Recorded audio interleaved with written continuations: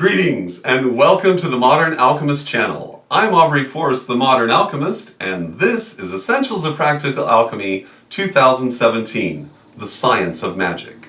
This year in Essentials of Practical Alchemy, we're going to revise and refine many of the ideas that we've talked about over the last couple of years on the Modern Alchemist channel. We're going to talk today about what magic is, and how it's observed, and how it's used, and what it's all about, at least partly. And we're going to talk about it as a science. And that's going to be the focus of all of our discussions this year in Essentials of Practical Alchemy, to show and illustrate that by understanding the scientific aspects and descriptions and language that is used to describe the world that we see around us, we can draw upon a mystical understanding, because there is a transcendence that happens when you reach a certain point and you realize, wow, it really is all connected.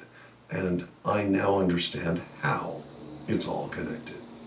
So sit back, get your thinking caps on if you don't already have one, and get ready, because this year we're gonna rock it. It's Essentials of Practical Alchemy 2017. Let's begin. Shall we begin?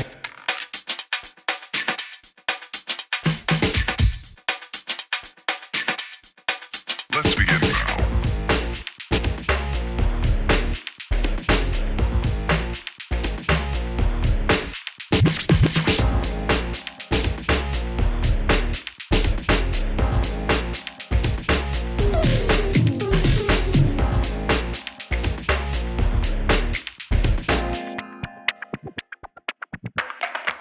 Let's begin now. All right, guys, we made it. Essentials of Practical Alchemy 2017. I know there were a few of you out there that were like, I don't know if he's going to be able to do it this year or not, but indeed we are, and we should all be grateful for the delays. As a course of all of the delays this year, whether it's been a result of my move or whether it's just been certain breakthroughs, my understanding of this material has expanded by orders of magnitude. That's all I can say. It happens sometimes when you're working through, and many of you who understand research in anthropology or archaeology, where you're deciphering, or any other research for that matter, where you're working through a problem and then suddenly you take a break, or something happens, or some person says a thing to you, and you're just sort of like, oh, aha! And I had aha moments of like a landslide all through this year, largely as a result of understanding that I was not seeing the Kabbalah in a full 3 dimensions. And so this year we're going to talk about that for certain. And as a component of all of the stuff that we've done to this point, the theme then of this Essentials of Practical Alchemy is to talk about the science of magic, and to revise, or perhaps reject, or refine, or redefine some of the ideas and concepts which we've talked about earlier, and express them with greater clarity now. This doesn't mean that the earlier material is bad, or that it's wildly erroneous, but in fact it's representative of a natural stepped progression which you would encounter as a person is applying themselves with this material. And so as we move forward, you'll see what I mean. So let's talk about magic. What is magic? I mean, we have, magic like Las Vegas magic, which is, sleight of hand, and the Chris Angel guy, who does some astonishing sleight of hand, right? Is that magic? No, that's not magic. Is magic something that is supernatural? No. I do not apply myself towards the word magic in any way, shape, or form that it is an expression of a supernatural occurrence. Magic is something that is natural and is incorporated in everything, but it requires that we understand where that word came from and what that word means. So, why don't we take a look at that? But in order to do that, we need to take a look at other words that we use today so that we can get an idea of what we as human beings do when we speak language amongst ourselves. And specifically, we tend to contract things together to create new words. What's an example of this? Well, back in the day, if I were to leave, I would say, God be with ye. That would be my parting. God be with ye, right? That's a lot to say, especially if you're sort of in a hurry. Eventually, that was contracted into goodbye. Today we do the same thing. We actually, and this is in a contraction that took place through the process of the development of the English language. Today we do the same thing.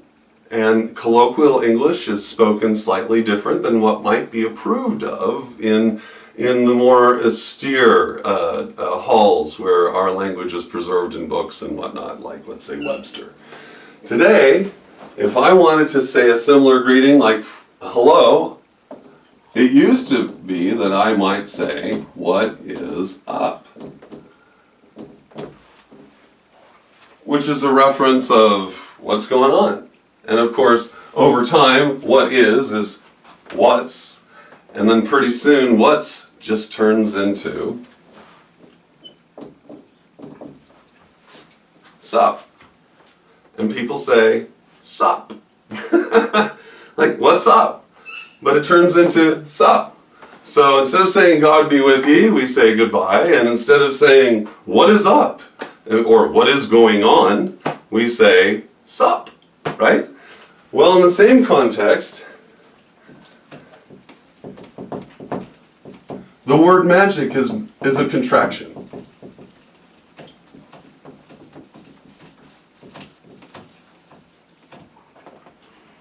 So in the same context, the word magic is a contraction. In this case, it comes from the idea of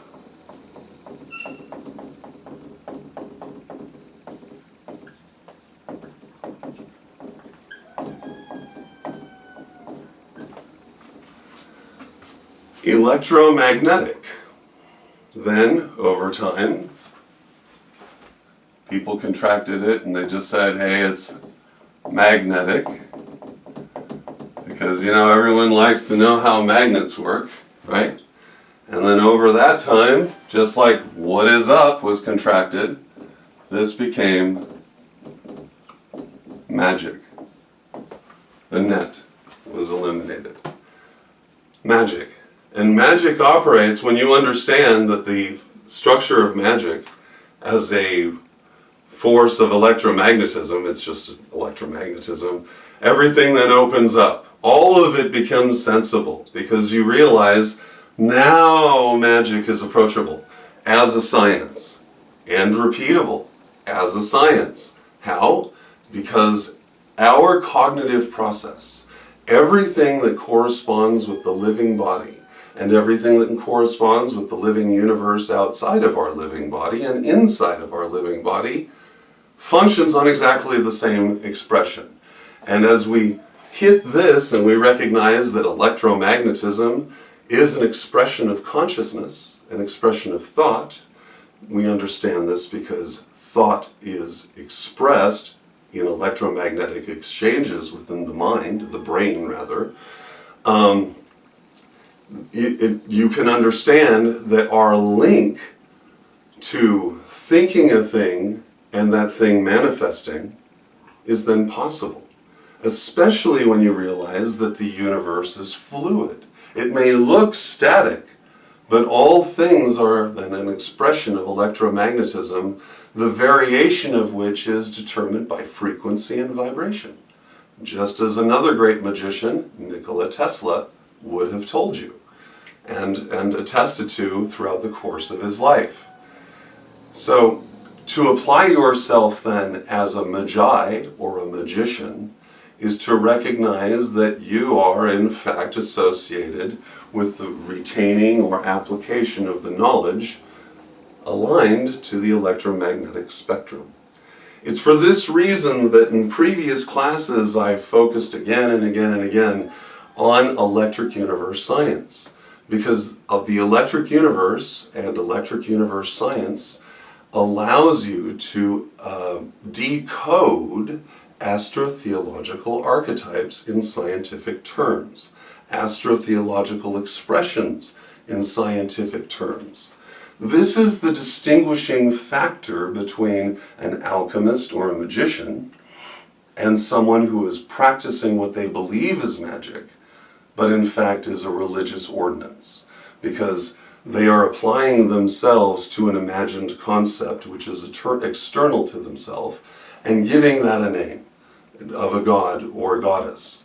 And this, of course, the expectation is almost always transactional because they're applying themselves towards an end, and then they expect something as a result of a universal law of principle to reciprocate their demands in a way that is what they would like. What's ironic is that you can do the same thing and still be a scientist but not have to do all the worshipping stuff. And that again is where the pursuit of alchemy is beneficial if that's your aim, is to free yourself of that. The thing that I find interesting, and this is of my own experience, I've written about this many times, and you can read about it on the Modern Alchemist channel on WordPress. And that is that as you apply yourself to this knowledge, as you understand the science of alchemy, as you understand the electric universe, and you meditate upon the implication of what all this means, that you are a conscious entity, awash in electromagnetism all of your life, from moment to moment, that as you inhale and exhale, you are inhaling and exhaling the universe as interpreted through this planet. And all of that is yet another infinite expression of a repeated pattern that is scalable from top to bottom, from end to end. When you get to that point, when you are sitting there in a meditation, as I have, and you realize the expansiveness of all that you are connected to in real time, an element of spiritualism emerges upon you, unbeckoned. You find yourself turning into a mystic. In the middle of all of your science, you find the divine as an expression that is taking place both inside and outside of you as you work to align yourself with the universe and its natural flow of energy. So, let's talk about different forms of magic, okay, as an expression of electromagnetism. And in particular, we're going to talk about things that we already understand, because I'm going to use popular culture ideas as an expression of these concepts, electric universe-wise. All right?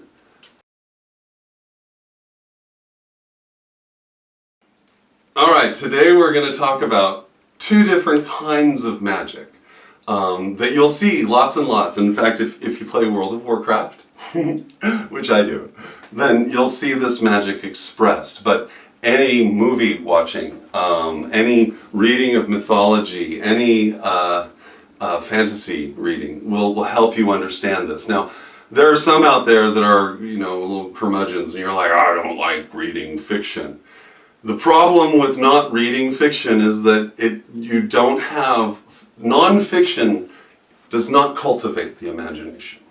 Non-fiction affirms reality as it is perceived by other humans. Fiction is completely different. Science fiction, fantasy, completely different, because the affirmation is there as a foundation, but then from that foundation, look at where we can go, okay? Where nonfiction says everything is real and everything that is expressed is real, so all of that's foundation and there's never any discussion about where you can go from that, right? This is just that person, like a biography or an event. In fiction or fantasy, you go beyond. And so I like to use that also as an expression of understanding certain principles, because we all have some application to it in one way or another. All right, with that said, let's take a look at Fel Magic and Arcane Magic. They're completely different, and Arcane Magic, as I have come to understand it, and of course there may be other definitions out there, but to me, Arcane Magic is an understanding of the natural flow of the universe, that it flows monodirectionally, so there's a light and it goes off into a spectrum of darkness, and perhaps they go in both directions. It's a great way of talking about the Force, which we're going to be talking, you know, I mean, movies is coming out, right, in just a couple weeks. And so, and they're going to talk about Grey Jedi, right? Well, this is that arcane magic where there's this whole spectrum and you can go from one side to the other. You know, you can be a light mage or a dark mage. You can be a Jedi or a Sith. And in World of Warcraft, they're doing exactly the same theme. In fact, this year it's sort of weird. But I've been observing that there are certain trends that are cross-platform, so that here we have Disney doing the Force, and they're talking about light and dark, and in the game, the MMORPG World of Warcraft, as they're moving away from a discussion of Fel Magic, which is the whole Burning Legion thing, and they move towards the next stage, in the next expansion, they're moving back towards Arcane, and dealing with the light and the dark, okay? And this light and dark also applies to what conventionally might be considered priest classes in a fantasy setting, okay? Dark priests or shadow priests and priests of light, just to give you some language so you can kind of juggle this in your mind and figure it out. All right, so let's talk about Fel Magic first. What is Fel Magic? What is Fel Magic and how can we come to understand it? Well, the term comes from the idea that I fell, or someone fell, okay? Which means that they were up here, someone or something was in this condition, and then something happened, and now they're in this condition, and as a result of that fall, energy is obtained and something else is created or accomplished. That's usually the way it works. So, if you're playing a warlock in World of Warcraft, let's say like Gul'dan, in the movie Warcraft is a great example of this. At the very, very beginning, they go through this Stargate portal and go from the world of Draenor to the world of Azeroth. And of course, any alchemist out there can immediately, your ears should prickle, because when you hear Azeroth, you should be thinking of Azoth. Not an accident, because the world of Azeroth is there to accomplish the same purpose as Azoth, which is to transmute the population there, to elevate them or separate them or bring them to the condition of their purest state. That's what it's for. So the game itself is fun to play for me just because so much of these ideas are embedded, and as I play, I can sit there and think about some of this stuff. So, Fel Magic in that movie, in Warcraft the movie, a child is stillborn, who this winds up being Thrall later, okay? And Gul'dan takes the dead baby, and he sees this dough over here, and he goes, and he sucks the life out of the dough, and then he blows life into the baby, and the baby lives and turns green as a result of the contamination of Fel Magic.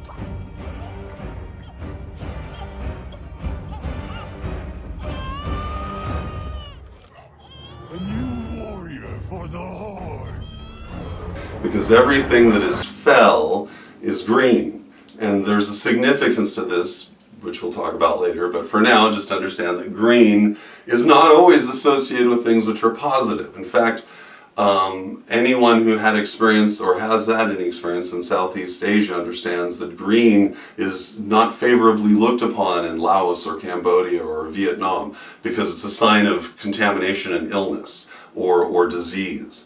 And similarly, anyone with medical understanding knows that any discharge from the body which is green is a contaminant. Any expression from the body that is green is a sign of disease and destruction. So we may look outside and see a beautiful green world and go, wow, it's so great. But from a particular point of view, that could be seen as an overwhelming contamination on the planet, that the whole planet is green. So it's something to think about, that green is both growth and sustaining, but green is also debilitating and destroying. And this is the idea of Fel Magic. Now, I believe that there is a corresponding relationship to an earlier period in our time where we witness this exchange. Now, how would we witness this exchange on a mythological idea? Well, let's just take a look for a moment and talk about something hypothetical, okay?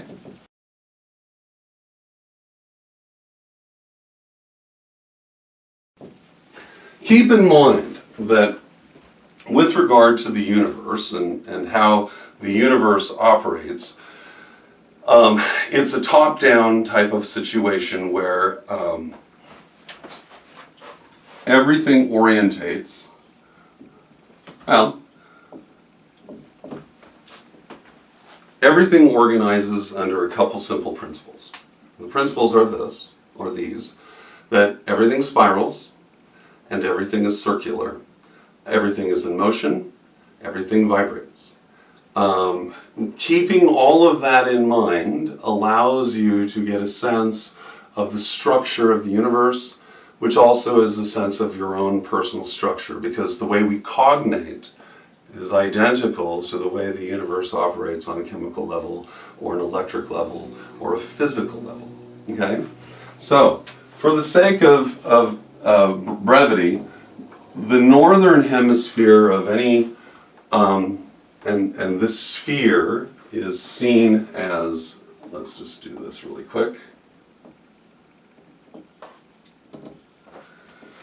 What we have here is what is typically known as a Z-pinch within a funnel. The funnel is circular and it spirals in until at the center on a Z-axis, Birkeland currents which are running between two membrane fields, top and bottom. Okay, this is exchanged. This exchange, and it's exactly the same, you can see this outside when you watch weather, right? So you have the earth here, and you have the sky here, and then there's an exchange of energy that takes place. You can see this with a nebula. You can see this as you blow incense, smoke out of your mouth. Let's say you're using a vaporizer or you're watching incense. You can see the same linear structure that's layered and spiraling. Well, in the center of this, then, you'll have a Z-pinch, where the Birkeland currents that exist between these two layers coalesce, and it forms an energetic outburst. From that point, you then get a toroidal expression that has an equator that then is coaxial.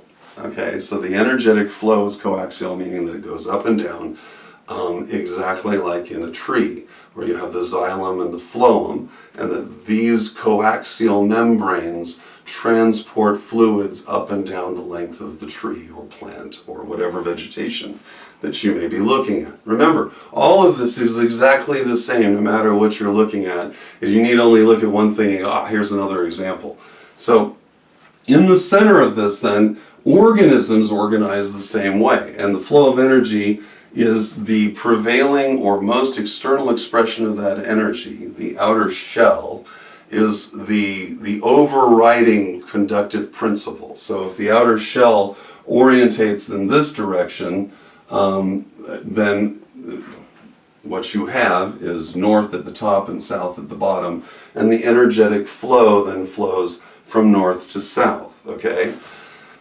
Every organism that consumes something and excretes something organizes exactly the same way, okay? So from a paramecium to a human being, to your dog, to a bird, to a fish, every single organism, this is north, you consume through this point, and every part of the head is a source point of consumption.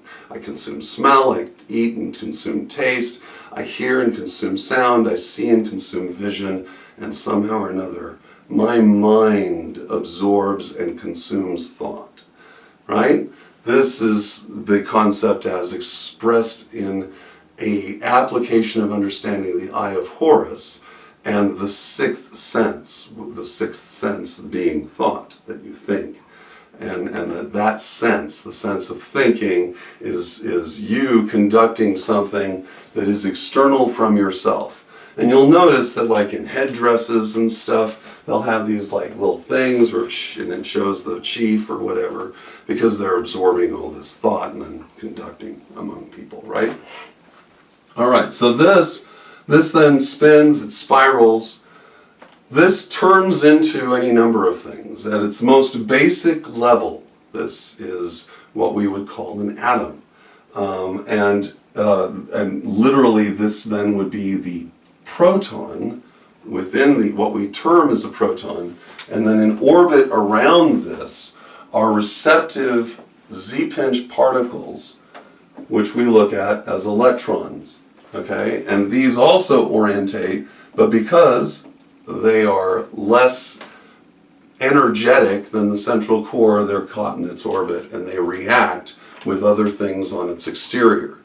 This idea then of the electrons in an unstable element reacting with another element, and that it's an exchange of electrons on its outside, is exactly the same as if you had two stars moving in towards each other. The outer wall or outer edge of the heliospheric boundary is negatively charged. The inner area is positively charged. All the outer areas are negative receptive. All the inner area is positive projective. So whether you're looking at the structure of an atom interacting with another atom to form a compound or maybe a suspension, this in the same light, when we're looking at planetary structures and celestial structures, the exact same concept exists. Remember, within the electric universe, there is no such thing as gravity. What you have are suspension fields, so that we, based on our electrical charge, are suspended and not permitted to push through the floor, right, through the energetic boundary that is the floor beneath us. And we walk freely in this suspension where we can jump up and down and move around, and with enough force we can move ourselves away. But really, if you wanted to create a vehicle that could move effectively outside of the environment, the last thing you'd want to do is rely on mechanical action or mechanical energetic expression. Instead, what you'd want to do, just so that you understand, you have a series of suspension fields. And of course, our atmosphere of the planet is organized just like this. So you have a troposphere and you work your way up through the stratosphere, right? Each of these boundaries are layered. That layering is the result of the field of electrical suspension. So that eventually, as the atomic structure, what we term as the atomic structure, right? The frequency and vibration of that element organizes relative to how it can attenuate within the environment of electromagnetism. So, when we look at living organisms then,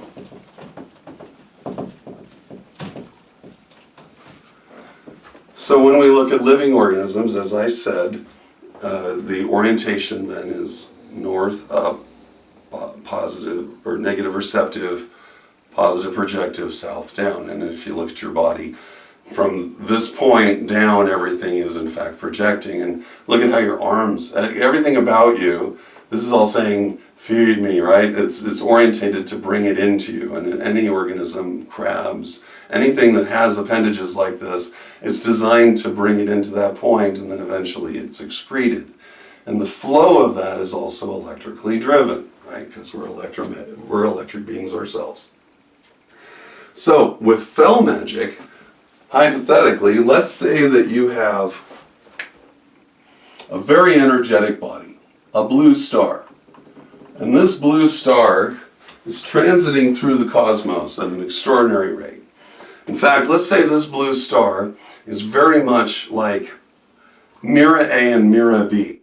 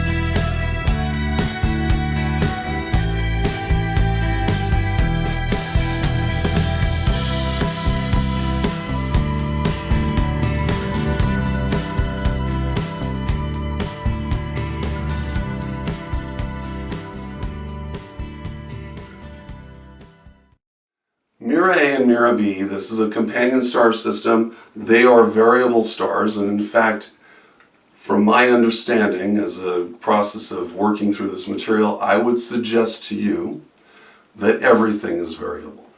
And its variability is dependent upon three things. Its ability to attenuate its environment and absorb the additional charge, its ability to discharge if it's absorbed beyond its capacity, and if it's absorbed beyond its capacity, is unable to discharge, it will then explode. The energy then will be released at one point and then redistributed within the environment, since it can no longer be contained. So one of those three things happen. And of course, as we talk further, we'll understand this is in fact how stars are born and planets are born.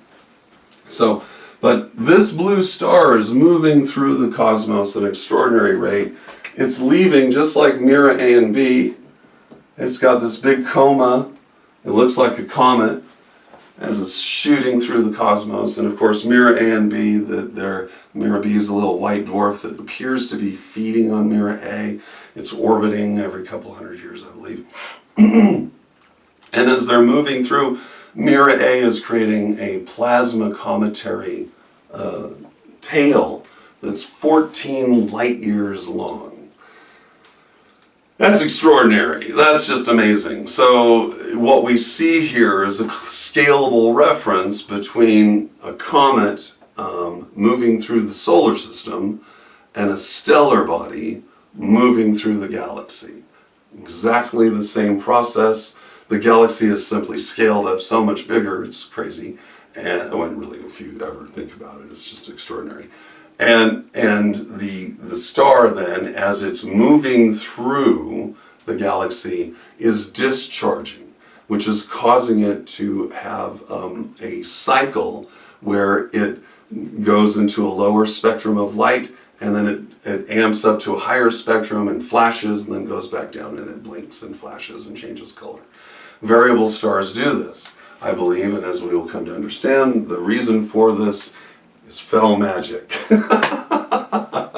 I knew we'd get back to that, right? So imagine this blue star going through. Well, as it's going through the cosmos, it's not just going through on its own, and it might have encountered at some point, let's say, I don't have a red pen that's going to show up, so we'll say it encounters a brown dwarf star. All right, this will supplement it. And this brown dwarf star, something that you may be unaware of, as you move up and down the spectrum, the heliosphere takes on a different characteristic. So within the realm of a brown dwarf star, planets can exist inside of the heliospheric boundary, just like they do within the heliospheric boundary of a higher vibrational star, like our current sun. But the difference is that within the embrace of a brown dwarf star, you have no actual awareness of your environment outside because you can't see it. It's daytime all the time, and from pole to pole, the temperature would be homeostatic, meaning that it's not going to vary. So it's 70 degrees on the North Pole, 70 on the South Pole, 70 on the equator. It's just 70 degrees, let's say. Interestingly enough, our planet that we are on right now, planet Earth, exhibits traits that at one point in its distant past, or perhaps not so distant past, thrived within a heliospheric boundary of that nature, because we have old growth forests in the northern climes and on the very southern climes, and the amount of mega flora and fauna that was available, which is completely unavailable today. It would require anyone who's ever grown anything in their basement or in a greenhouse understands that the degree to which the organism, the plant in question, receives illumination, the number of lumens it receives, corresponds directly to the degree of vegetation and that output. So when we look outside now and we say, where's all the megaflora and fauna? What caused that extinction? The clearest evidence of that would be a change of illumination on the planet. That would cause that instantly. In fact, a change of illumination, a change of stellar vibration or stellar frequency, would be my number one go-to cause for every extinction before I'd ever even consider a cometary body colliding with the planet and causing havoc. Because these electrical systems, these planetary bodies recover so much faster than we are used to, that we think about. And we think about that because our perspective is so limited right now. All right. So let's say this thing goes through, and as a result, it causes a disruption to this red dwarf star and all of the planetary bodies that are inside of it.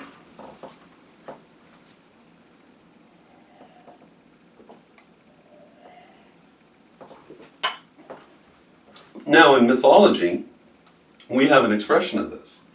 And the expression is in Shiva's encounter. His first encounter is he's moving through the forest, and he encounters a group of elders and their wives praying, and then the wives see Shiva, and they're all like, oh, we're going to go over and see Shiva. And they leave their husbands and go over there. So what's going on in that myth? Well, what that is, and let's say these are the elders, right, and their wives. Well, if you might remember from previous classes, when we look at a couple as presented and they don't have children, typically, if they're described and you objectively see them and there are no kids, what you're looking at then is a singular body, okay? And by that, no kids is and no kids between them. Usually children in mythology are often the result of infidelity or some kind of transgression. And so keep that in mind. So let's say this is Shiva, blue, right? Shiva's blue, racing through the cosmos, so beautiful, draws the attention of the negative receptive bodies within the heliospheric boundary of this brown dwarf star. They become reactive. So this star, and of course it has its own negatively charged bodies which are reacting, just like if I were to take acid and just drop it into a glass of water, right? Big mistake, lots of volatility. Take water and put it into acid, not so problematic. In the same context, this thing is sorting its way through and it's creating a lot of volatility. If you follow the mythology further, you see that then the elders become incensed and they begin to send things out, which are figurative expressions of electromagnetic forces interacting with this blue star and them trying to reconcile it. Other mythologies describe other things. This could be Kronos, and Kronos then what are the three things that can happen? The body, when energized by its environment, it can expand and it can produce children, or if it can't do either of those, then it will detonate, right?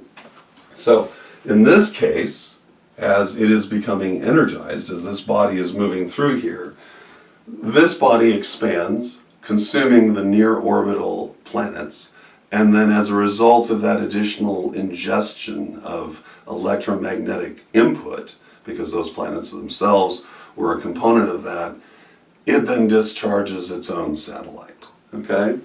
And perhaps a satellite that can handle the charge. So, because the original satellites perhaps were insufficient, but the new satellite would be the result of the electromagnetic input of source point A up here, okay, and the receptive source point B. Remember that as this is moving through, essentially what's happening is, even though this has negative receptive bodies on the outside, it's still absorbing the energy off of this. It has its own absorbing system, but now it's getting captured by another system that's sucking energy off of it. And that flow then turns, let's say it produces a green star, okay? A green planetary body, let's say a green luminary body, a celestial sphere. I'm trying to get you to the point that this satellite is going to be produced, this will be producing this satellite as a result of this interaction. The flow of energy then becomes, let's say this blue star gets captured as a result of all of this interaction. Because keep in mind, there are sheets, just like in a flow of incense, there are sheets of electromagnetism that are spinning and turning and spiraling around, sourcing and creating the source of these Z-pinches amid this tapestry of electromagnetism that we call Birkeland currents. So as this interacts together, they pull on each other until at last we have a trinary system where this is being fed on by this star here. And you get the idea then of Fel Magic. As it continues to be fed upon, as we see with other variable stars, its color spectrum changes. And it stops being, let's say, blue, and itself begins to be green. So it might be a little bit blue, or it might be showing, a little green showing up. And that's because it's pulling down. At the same time, this probably is enlarging and producing other satellites to compensate. In our own mythological story, this could be seen as the ancient star that was the serpent that entered a stable garden and tempted Adam and Eve into leaving the garden, right? This could be Prometheus entering into a system and providing light, right, to the inhabitants of that system. What is that light? Electromagnetism, providing consciousness, perhaps evolving us, changing. Because what is the number one trigger for evolution? What is the one trigger that will guarantee an evolutionary change? Not always for the best, but there will definitely be a trigger, and that's electromagnetism. Typically, the trigger creates cancer. But Sometimes the trigger creates other things, like the world around us, as changed and developed as a course of all this flow. Over time, this is absorbed, this star gets absorbed, and the legend of Prometheus is born, where this star is fixed in a single point upon a rock. And Zeus, which could be considered the green star at this point, assigns an eagle to consume the liver of Prometheus. Now, in the first year that I taught this, when I was looking at this narrative, I realized symbolic narrative always points to something real. It always does. It's unproductive if it doesn't. A symbol has to point to something actual. So I thought of our actual conscious process and the fact that it was possible perhaps in one state to not require sleep, and then suddenly we require sleep because our conscious process is eroded. This could still very well be the case, and I think it is. But there's more to it. This is the beauty of these expressions of astrotheological archetypes. What happens to a human being if their liver is damaged over time, regularly damaged, until at last the liver is gone? In Prometheus' case, the liver is destroyed and then it grows back overnight and then it's destroyed and then goes back.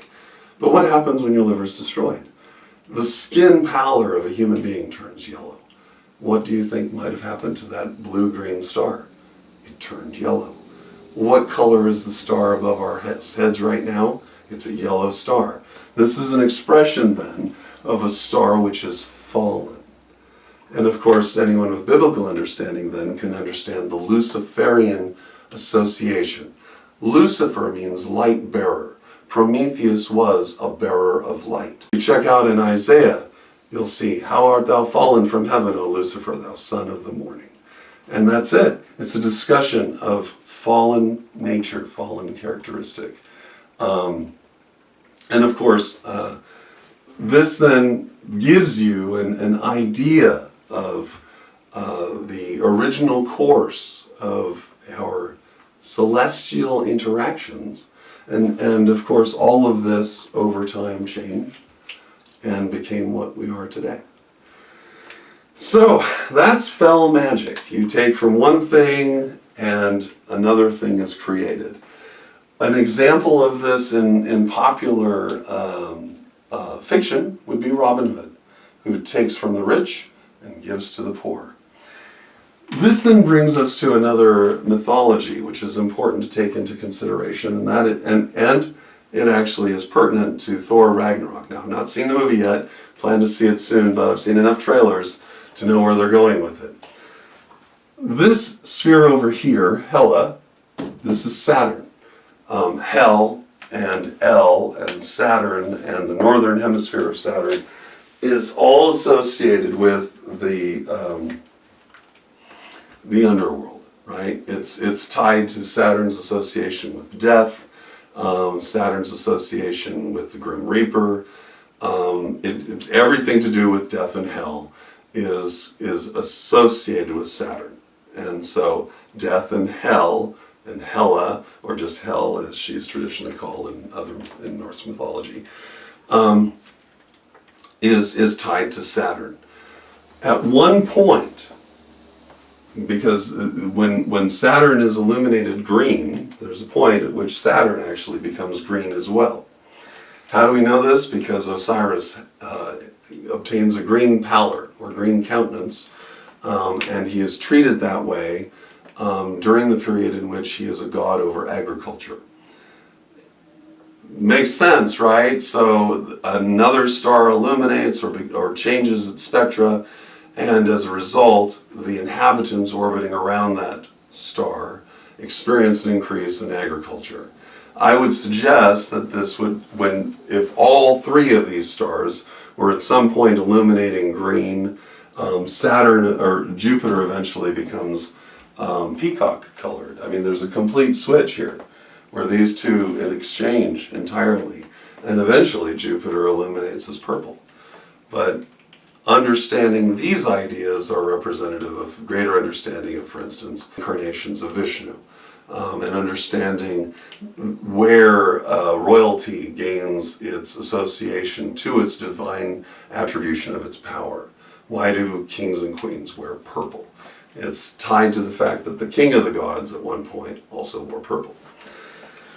So anyway, this then is Fel Magic, and it's something that we see expressed all the time. We engage in it simply through the process of us having to kill an animal or harvest an organism and then consume that organism so that our life is sustained.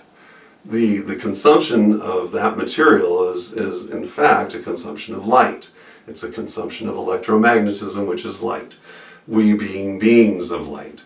So as we take from our environment and we harvest light and we consume it materially, we are members of a Fel Magic caste, if you will, because of the relationship that we have with our environment.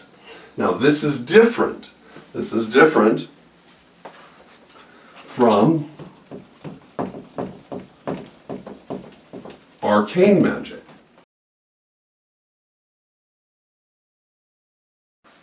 Arcane Magic does not draw from the source, nor does it specifically change its source. Instead, it rides upon it, or within it, like a surfer on its surface, or a scuba diver within its depths. There is no necessary determinism as to whether one side is better than the other. And the truth is that when dealing with light or darkness, as we will likely discover in Star Wars, the truth is that while there are advantages to polarizing your essence to one side or the other, in an infinite scale, that polarization does not necessarily represent the totality of expression of ability. It only represents that particular polarization. I've been asked to explain the idea of going with the flow. Arcane Magic is all about going with the flow. This does not mean that you abdicate your personal moral structure in any way, shape, or form. This doesn't mean that you become a flippy-floppy man or woman. This doesn't mean that you are unwilling to stand your ground.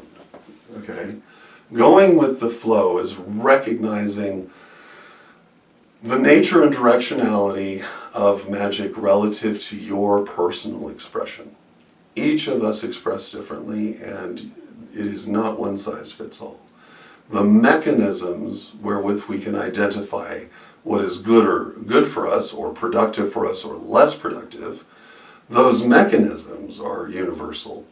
But just like plants outside and animals outside, your expression, your application of that electromagnetic force is largely dependent on your own nature. So learn who you are and be that. That's the key. But you've got to figure out who you are first. Okay? So, Arcane Magic, in terms of looking at it as the Force, what a genius name, right? The Force, another example of the electromagnetic force receiving a contraction. The Force and magic are exactly the same thing.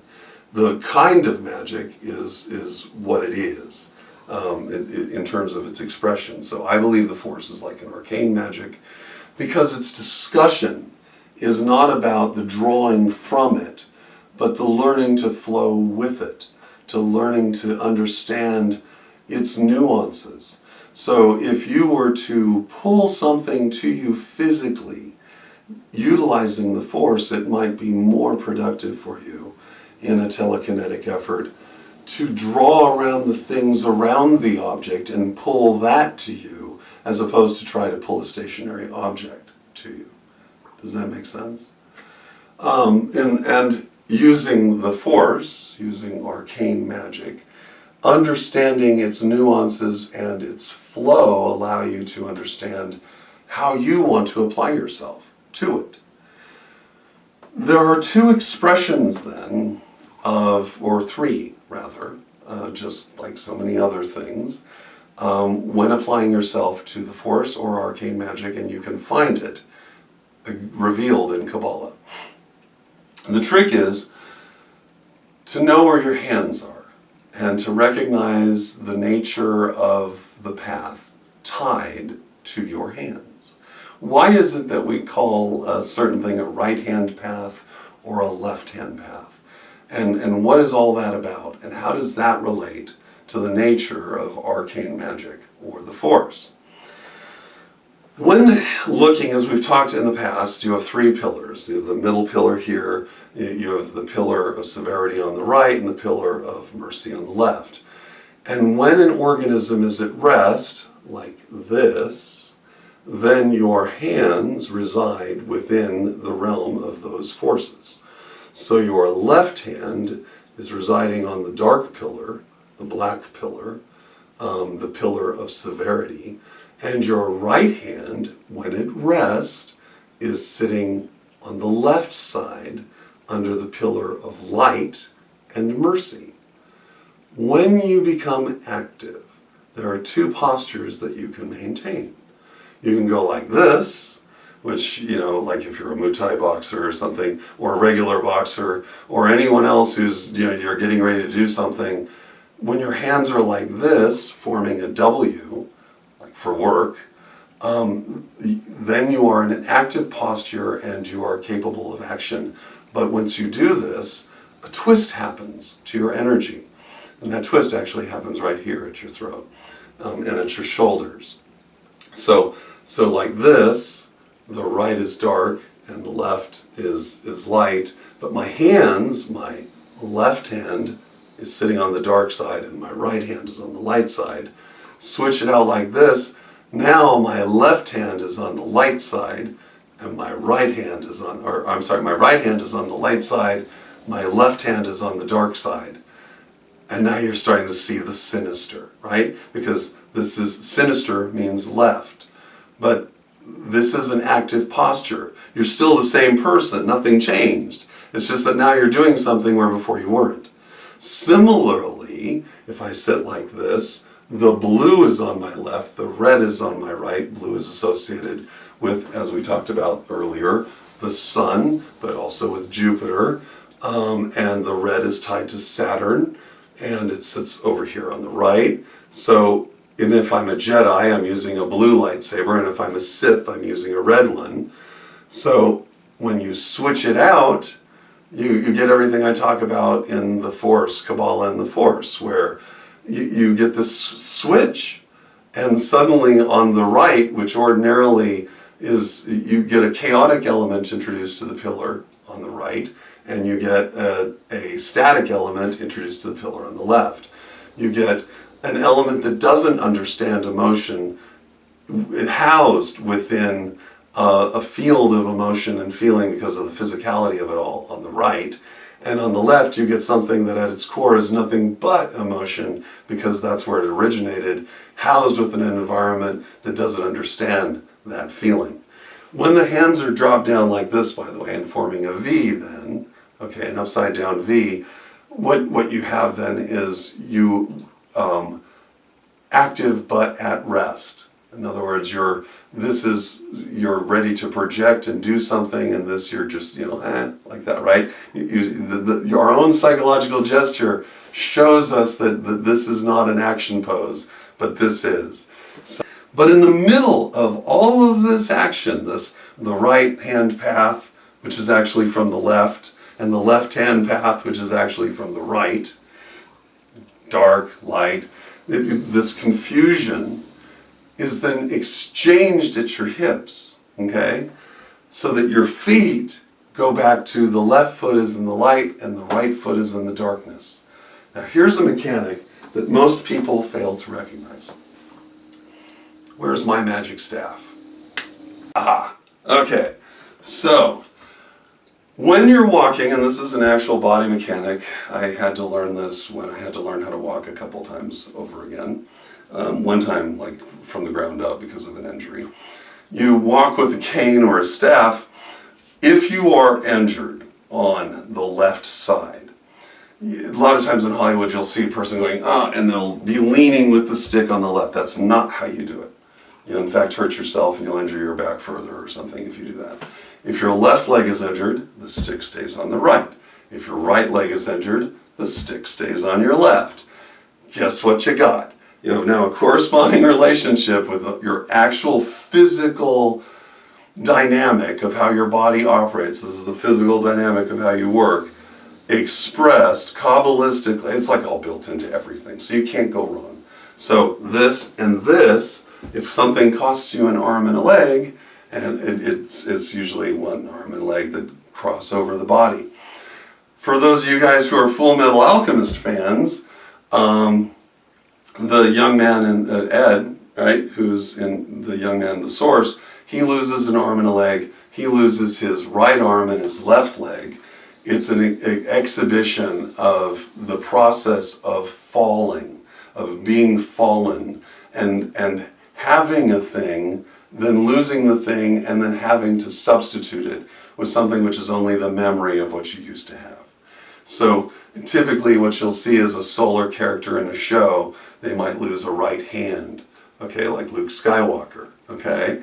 And they are losing that hand as an exhibition of the solar emphasis of their life diminishing to a degree, and them either adopting a more Saturnian perspective, them then becoming an implement of order and not chaos, right? Which is what happens in Full Metal Alchemist.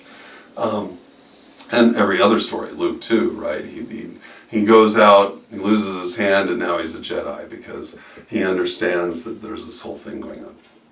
So that, and then of course similarly that happens on the left, and you get the same thing playing out with eyes, but of course the eyes are structured right as a part of the mind, the brain. So left and right eye are tied exactly to the pillar they represent. All of this is arcane magic, and all of it is essentially understanding that certain energetic forms flow differently than others. So, how does energy flow? Well, if you're coming from the standpoint of, let's say, this blue star, okay, then what you have is a field of high intense energy, but the frequency, the wave frequency of that is compressed, very small, right? So you have ultraviolet light, which compresses down to this very tight frequency. What that means is that this then becomes destructive to any kind of organism that's built on anything other than that. On this side, let's say you've got your brown dwarf or your red star over here. This is very low frequency, very low vibration. So over here, you've got your infrared, and it's got this nice long frequency, right? And this allows for a lot of stuff to grow and develop because you're not shaking it up. This is why you bake a cake in infrared light and not ultraviolet light. Because if you try to bake your cake over here, the frequency is like this. And what's ironic is that this is cold and this is hot, which is why when we think about hot and cold on the shower, even though this burns, right, because the ultraviolet light burns, the burning isn't a result of an application of heat through electromagnetism, but a disruptive influence upon the organism. So it's causing the electrons on the outer surface of the organism to be disrupted as a result of the photonic radiation that it's colliding with it. Okay?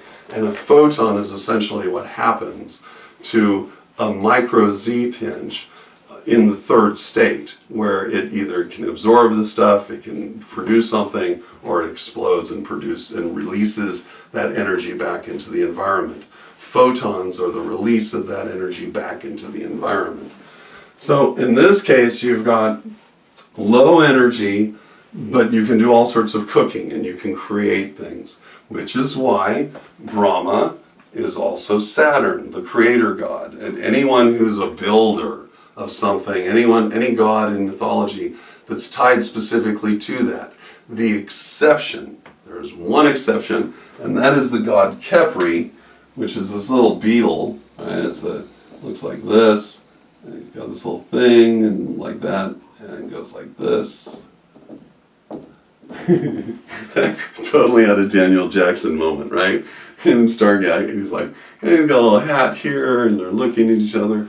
Anyway, so this is Khepri, but interestingly enough, this image then can supply itself for a great number of other mythological images, not the least of which could also be Buddha, because Buddha's countenance also looks very much the same with the little knot on the top of his head and stuff like that.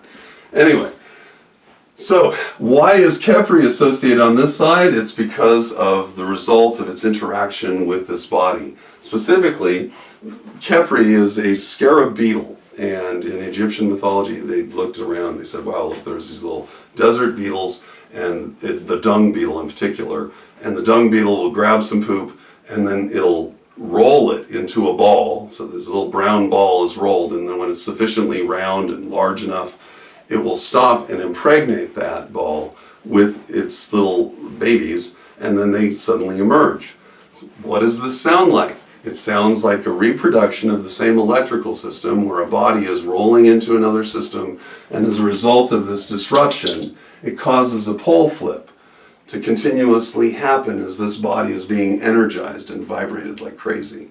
So North and South poles flipping, and that flipping then looks like a ball or a turd, because it's a brown dwarf star, rolling, right? As it's then getting ready, and then what does it do? It produces a satellite, which later becomes Jupiter. It produced many satellites, but the big one on the block turns into Jupiter.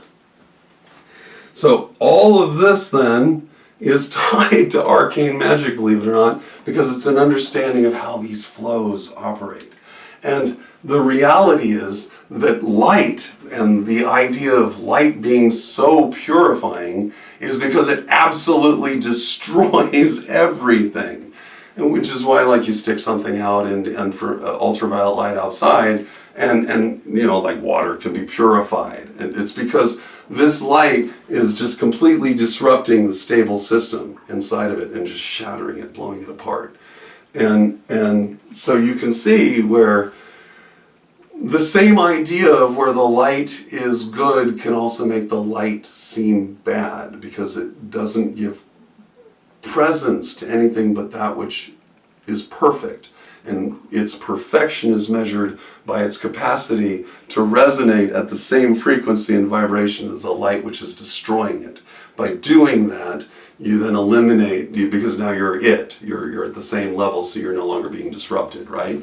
This is moving in this direction. You're elevating your chakras, you're lifting yourself up. Over here, though, if you want to get stuff done, if you want to feel, this is all thinking, this is all feeling, this is the sun, this is Saturn. As if you want to feel, if you want to identify with the ego, draw upon some of that power, because we've talked about the ego in the past, and I'm going to keep talking about it as we work through human alchemy.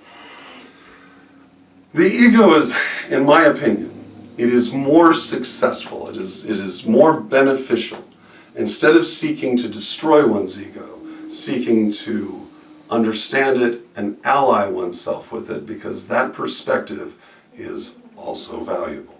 Understanding feeling is just as important as understanding thinking. And feelings are the foundation upon which things actually are moved. Rarely are thinkings things that move people into action, but feelings always move a person into action. If you deny the importance of this side of the spectrum within the arcane, within the flow of the force, then you're completely ignoring a foundational element that would allow you to build on other things. As Ursula K. Le Guin, in her book The Left Hand of Darkness, discusses, in a field of absolute light, there is no definition, and you are as blind in that field as if you were in complete darkness.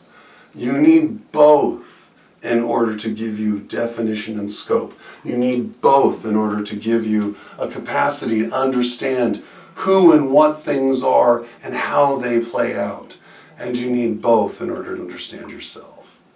All right, so we've talked about Fel Magic, we've talked about Arcane Magic, we've talked about the Force, we've talked about the electric universe, we've talked about how stars are made, and perhaps a hypothetical origin story in very brief for our own solar system to this point today.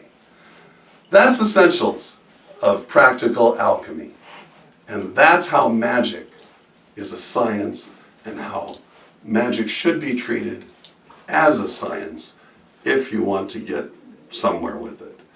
It's a cognitive science, which is very physical and relates to everything that you see and everything that you experience.